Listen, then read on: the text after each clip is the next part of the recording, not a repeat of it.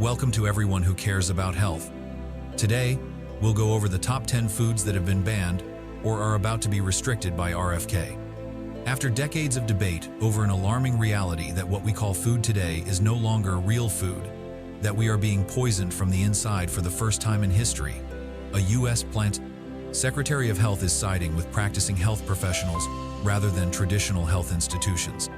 When I say health professionals, I'm referring to those who truly help others achieve wellness: chiropractors, naturopathic doctors, functional medicine practitioners, and even the brilliant heretics of modern medicine doctors who dare to challenge the status quo, who reject outdated methods because they know those methods no longer work.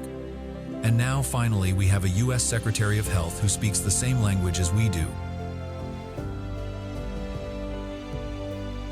The first thing they want to eliminate is a series of artificial dyes, such as red number 3, red number 40, yellow number 5, and blue number 1. These substances have already been banned in many countries around the world due to their clear harmful effects and health risks. They are closely linked to hyperactivity, especially in children, behavioral disorders, and allergic reactions. In fact, they've even been shown to cause thyroid cancer in lab rats, which is the reason red number 3 was banned in cosmetics. It's important to note that the FDA has a rule called the Delaney Clause, which prohibits any additive shown to cause cancer. Since 1990, you've not been allowed to apply these substances to your skin, and yet you've still been allowed to eat them. Today, as a complete ban is anticipated, many manufacturers are rushing to reformulate and remove these artificial dyes. This proves that eliminating them is neither complicated nor expensive. The only question is whether there's a will to do it. Without motivation or someone pointing out what's actually good for our health, companies will continue with the status quo, simply out of apathy and laziness.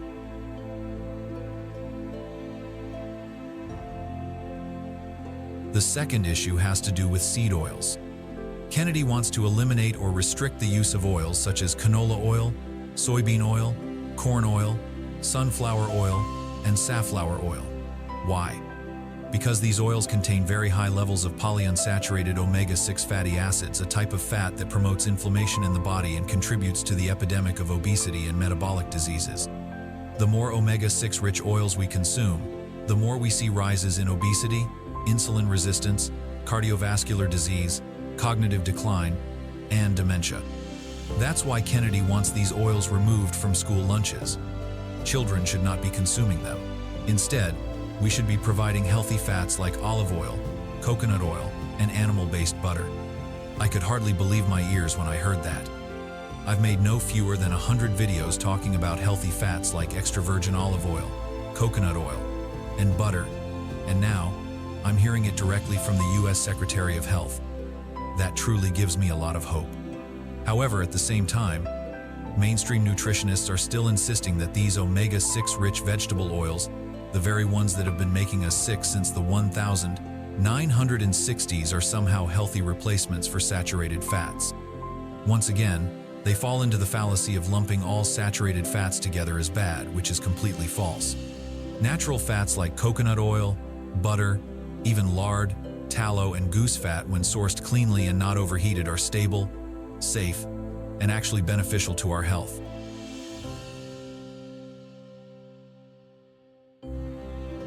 The third thing Kennedy wants to eliminate is ultra-processed foods in schools. He emphasizes that we should no longer be serving these items to children, such as frozen pizza, fried chicken nuggets, sugary cereals, potato chips, and shelf-stable packaged pastries. So why can these foods last for months on store shelves? It's thanks to sugar, seed oils, preservatives, and additives ingredients that help make food shelf-stable. Clearly, these types of foods are closely linked to chronic inflammation, obesity, cognitive decline, and early mortality. The state of Arizona has already set a goal to completely remove ultra-processed foods from schools by 2026, and Kennedy fully supports this move. Instead of junk food, we need to build diets based on whole foods, aiming to reduce chronic disease from early childhood onward. The fourth thing Mr. Kennedy wants to eliminate is artificial sweeteners. If you've seen some of my previous videos, you'll know I've always considered these to be among the most dangerous toxins out there. They include aspartame, sucralose, saccharin, and acesulfame K, also known as acesulfame potassium. We already know these substances are linked to cancer risk, and they also disrupt metabolism and the gut microbiome. It's unfortunate that they are now found in thousands, even tens of thousands of products, from diet sodas, chewing gum, yogurt, flavored waters, and nutrition bars to children's chewable vitamins. That's why Kennedy wants to launch public awareness and education campaigns, even though there's no official ban on these substances yet.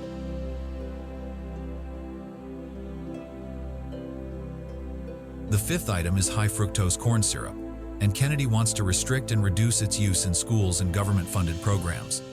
Once again, if our tax dollars are being used for these products, they should not be contributing to making people sicker. High fructose corn syrup is clearly one of the main drivers of obesity and the global epidemic of metabolic disease. However, the issue becomes more complicated due to corn subsidies. The corn industry receives massive subsidies, and as Kennedy points out, this makes the price of corn artificially low. As a result, junk food becomes unrealistically cheap. On the opposing side, corn industry lobby groups and large food corporations worry that any changes will significantly impact their profits. I completely believe that, but it's not a reason for us to hesitate or avoid taking action. The sixth item is raw milk, and Kennedy fully supports the use of this type of milk. He believes that raw milk is nutrient-rich, more natural, and offers many benefits for the immune system. Specifically, when you drink raw milk, it retains all the essential enzymes needed for digestion, along with beneficial bacteria that support the digestive and immune systems. This is the most natural form of milk. According to Kennedy, most of the difficulty in digesting milk stems from pasteurization. All animals that drink their mother's milk consume it raw. It's unprocessed, living milk. When we pasteurize milk by heating it, its very nature is altered, and it's no longer the same milk. Kennedy believes that current restrictions on raw milk are the result of excessive government intervention. He calls for allowing interstate commerce of raw milk, lifting the limitation that it can only be sold for pets. It should be allowed for end consumers, including humans, implementing policies that protect local farmers who provide this food.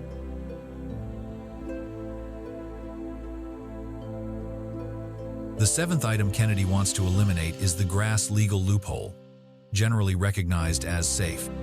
This regulation dates back to 1958, when it was believed that not every substance needed thorough testing. Certain substances like vinegar, salt, and baking soda were considered obviously safe, and thus didn't require further evaluation. However, by 2025, thousands of toxic synthetic chemicals are still allowed in food thanks to the GRAS loophole, making the issue more dangerous than ever. This loophole allows manufacturers to self-declare a substance as safe without any independent verification. All they have to do is hire a private expert, and if they pay enough, that expert will simply say, "I believe this substance is safe." And just like that, it's approved for use. Even more concerning, no need to report or notify the FDA. Just the expert's declaration is enough to get that substance into products. The result? Thousands of inadequately tested toxic substances have been legalized and are now flooding the food supply. I've made numerous videos pointing out that many of these substances are banned in other countries, yet are still widely used in the US, such as BHA and BHT, synthetic antioxidants, titanium dioxide, a whitening agent, propyl gallate, a preservative, and hundreds of artificial flavors and emulsifiers, all of them permitted thanks to the GRAS loophole I've repeatedly warned about. Kennedy believes this loophole threatens public health and erodes consumer trust. Therefore, he proposes, all new compounds must be reported to the FDA, mandatory third-party independent testing, a complete review of all existing GRAS determinations, especially for substances that are new, synthetic, and show signs of risk such as cancer, ADHD, or gut microbiome disruption. In addition, all products should disclose information transparently, be subject to impartial evaluation, and prohibit the practice of buying expert approval.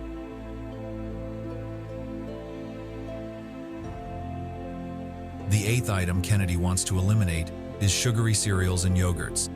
Some typical examples include kids' yogurts like Go-Gurt, flavored yogurts like Yoplait, strawberry banana, children's cereals like Trix and Fruit Loops. He strongly opposes the marketing of these products as healthy foods, when in reality, they contain more sugar than many desserts, along with a host of chemicals, artificial colors, and synthetic flavors. Therefore, Kennedy proposes that these products should not be allowed in schools or in any government-funded programs.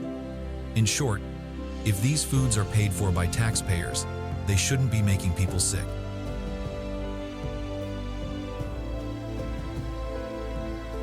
The ninth thing Kennedy wants is to eliminate junk food from the SNAP program. SNAP, short for the Supplemental Nutrition Assistance Program, was formerly known as food stamps. He emphasizes that government-funded programs must promote health, not disease, a point well worth considering. We shouldn't be using taxpayer money to make people sick.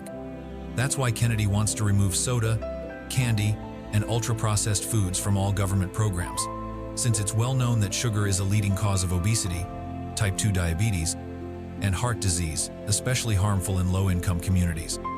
If taxpayer money pays for junk food through food stamps, people will get sick and then we end up footing the medical bills.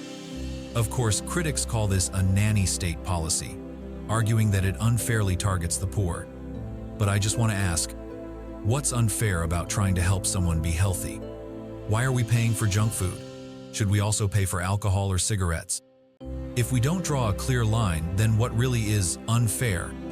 Clearly, tax dollars should be used to help people stay healthy. But to me, this also reveals how Western society and culture have lost a proper understanding of what food truly is.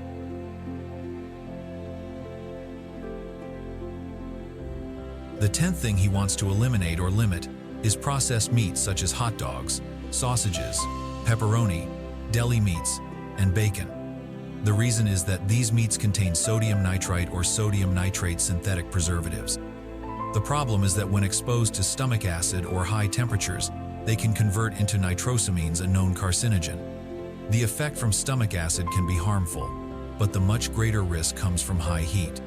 For example, when grilling hot dogs, frying sausages, sautéing bacon, or putting pepperoni on pizza, the high temperature causes nitrites to turn into nitrosamines. I fully agree with Kennedy that many deli and processed meats are loaded with chemicals and food waste. However, that is not always the case. Some companies produce deli meats from natural ingredients, including organic products and grass-fed beef. Moreover, there are products that use natural nitrites. These do not react the same way as synthetic nitrites when cooked at high temperatures. Besides sodium nitrite, processed meats often contain many other preservatives and additives that consumers need to be aware of. Kennedy wants to eliminate the use of these products in government-funded programs such as schools and SNAP. Opponents argue that this infringes on personal choice. However, Kennedy emphasizes that tax money should not be used to encourage disease. I also want to ask, for children aged 5 to 18, the age group that usually eats lunch at school, do they really have the right to choose their food? What do they understand about nutrition? Is concern for health truly on their minds? According to data from my channel, viewers aged 13 to 17 account for only 0.1%, meaning 1 in 1, 0 viewers as a teenager, while those under 13 hardly watch any health-related videos, at least on my channel. Meanwhile, viewers over 45 make up as much as 74.4%. This suggests that their parents also don't watch much, and it's mainly grandparents, since older adults tend to care more about health because they start taking medications and have more health issues. If you are a grandparent, please watch these videos and pass on the knowledge to your children and grandchildren. If you like this video, you'll find the others helpful as well. And if you want to truly take control of your health by understanding how your body works, please subscribe to the channel, hit the bell, and turn on notifications so you don't miss any useful videos.